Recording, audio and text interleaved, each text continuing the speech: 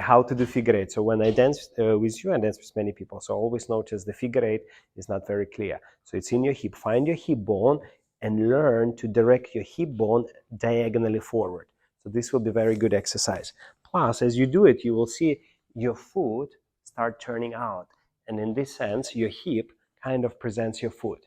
So it's like two movements same time, hip and leg same time. Now, once your hip in diagonally forward, you can use that foot to start directing your hip side and then push this hip all the way back, hip bone back, as you rotate your thigh. But very important not to take your shoulders with the hip, keeping shoulders in exactly the same direction. So it's opposite from the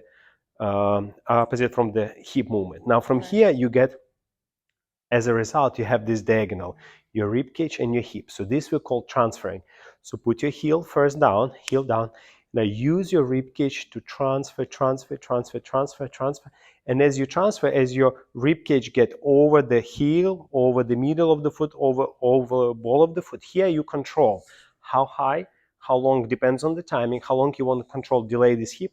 Then you release it, and same time rotate that foot to direct your hip bone exactly the same, diagonally forward, side, then back.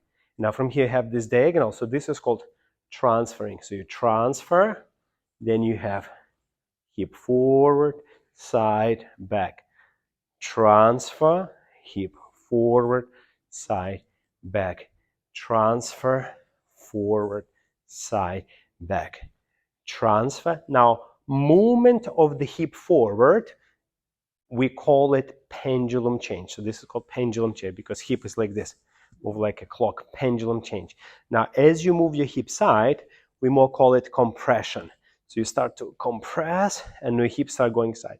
And as hip going back, we call it rotation. So you have a pendulum, you have a compression, you have a rotation. And now from here, we have most important transferring. Pendulum, compression, rotation. So you have four major actions.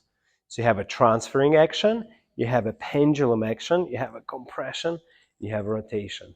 Transfer, pendulum, compression, rotation.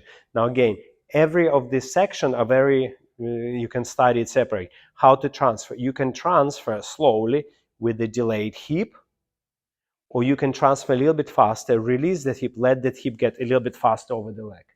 So say when you do round bound, count 4-1, you want to delay that hip, go 4 and 1 and. If you're doing cha-cha on count 1, you want to transfer, change pendulum much faster. Then you have a compression, rotation. Transfer, pendulum, compression, rotation. Transfer, pendulum, compression. So in a way, figure 8 will be a result of these four actions. Now, if we talk about rumba, we're doing quick, quick, slow. Here, you're not going to lift your feet. You're going to go pendulum, compression, rotation, partial transfer, pendulum, compression, rotation. And then the last one, you're going to really transfer a lot. Pendulum, compression, rotation. So 2 feet on the floor. 2 and 30, and now 4-1.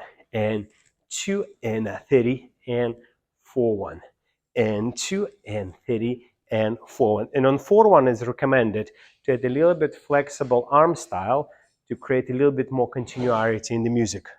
Yes, and then on 2-3, better keep arm here. 3 and 4 and 1 and 2 and 30 and 4 and 1 and.